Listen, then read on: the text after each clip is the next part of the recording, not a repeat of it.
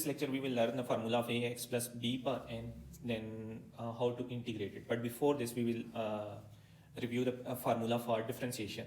If we have the f of x is equal to ax plus b power n, then you have to tell me that how we differentiate it ax plus b power n. Here we write f dash of x, and then we write power first, and then ax plus b n minus 1. This is the differentiation rule for ax plus b power n. And then we write derivative without power, ax plus b. Okay, so this would become n into ax plus b n minus 1, and the derivative of ax plus b, we know that the derivative of constant is 0, while the derivative of ax is just only a. Okay, so this is only a. So this would become an into ax plus b power n minus 1.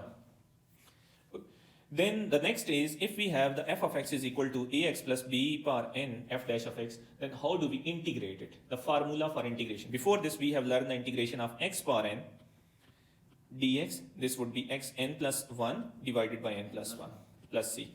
So now we will look for the formula of this function. First we write the integral sign on both sides with respect to dx. Here we also dx. This would become f of x.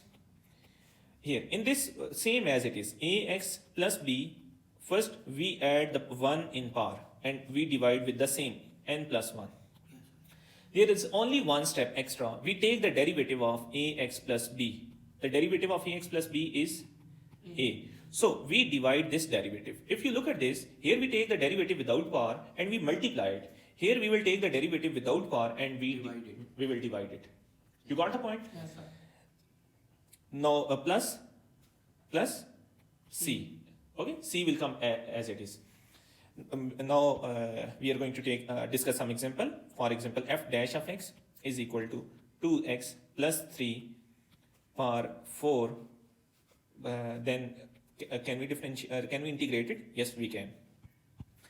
We write here integral sign, also integral sign on this side. This would become f of x, and this would become 2x plus 3 power 5 divided by 5, and derivative of 2x plus 3 is 2. So we divide it, and plus c. The final answer would be 2x plus 3 power 5 divided by 10 plus c. Got it? And same, how can we find c? When we have one point at least, the value of y and value of x. F of x stands for y. Okay, this f of x stands for y, and here we put the value of x, then we can find the value of c as in previous lecture. So one more example, that dy over dx is equal to 8 over 2x minus 1. Then how do we integrate it? First we will write dy here is equal to 8 and convert this function into this form, 2x minus 1 power minus 1 by 2. Then integral sign on this side, dx. So we also write dx on this side. Got the point? Then this would become y, and here we write 8 outside the integral, and the integral of 2x minus 1, we add minus 1 by 2 plus 1. This, and same here, minus 1 by 2 plus 1. Okay? So what then? The derivative of this function. The derivative of this function is 2 and plus c. Okay? Yes, sir. So this would become 8 into 2x minus 1. When you add 1 in negative half, so it would become half, and divided by half, multiply by 2 plus c. 2 and 2 cancel with each other. The final equation would be y is equal to 8 into 2x minus 1 power 1 by 2 plus c. Got it? But here we have some sort of, you can say, similarities and dissimilarities in differentiation and integration for this formula. F of x is equal to ax plus b power n, and when we have f dash of x is equal to ax plus b power n. Okay? So for integration, we can use a power rule anywhere else. Either it is a linear function, quadratic function, cubic function, or the any polynomial. It can be f of x is equal to ax square plus b whole power n. It can be ax cube plus cx square plus d any polynomial, and whole power 7, 8 or 9. But for integration, this should be a linear function, ax plus b power n. This can be used for only linear function when the power of x is 1. Yes, sir. It cannot be minus 1 by 2, 1 by 2, or x power 2 or x power 3, then we cannot use this formula. The power rule in integration can be used whenever the power of x should be 1. For example, take some example. F of x is equal to 3x minus 1 power 4, and here we have f dash of x. Here we have f dash of x is equal to x square minus 3 whole power 7. So we have to integrate it. We will integrate it. So you have to tell me where we can use a formula and where we cannot use a formula. This is number 1 and this is number 2. Where we can, in number 1, can we use a formula in number 1? Yes, we can use. This would become f of x, and this is 3x minus 1 whole power 5, 4 plus 1, 5, divided by 5 into 3 plus c. So this would become 3x minus 1 whole power 5 over 15 plus c. What about this? This would become f of x. And what about this? Integration is not possible by using the integration of this function is possible, but we cannot use a power rule. We will use a further techniques which we will learn in A2. Okay, integration is not possible here. You just tried, is not possible by the power rule. Okay, so we cannot use a power rule here because it is not a linear function. Now it is a quadratic function, x square minus 3. Either it can be like this, square root of x minus 3 whole power 7.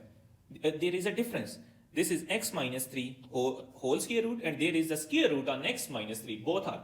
And here we can have x minus 3. There are three functions where we can use, or where we can integrate by using the power rule, and where we cannot use the power rule. Figure out this one. Number 1, number 2, and number 3. Start from number 3. The first, just start from number 2. Okay, number 2. First we will write under root x minus 3 dx. Can we integrate it? No, sir. No, sir. No, sir. Why? It is x power 1 by 2 dx minus 3 dx. Can we integrate it? Yes, sir. Here we don't have any whole power. This is a simple function. Okay, you got confused with the power of x, but you do not look at this one. Yes, sir. Okay, we don't have any whole power.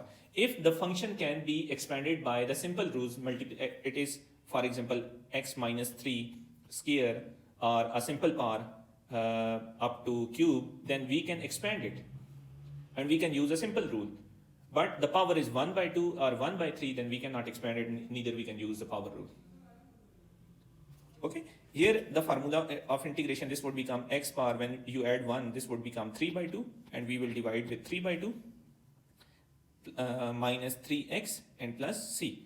So 2x power 3 by 2 divided by 3 minus 3x plus c. And now we will discuss for number 1.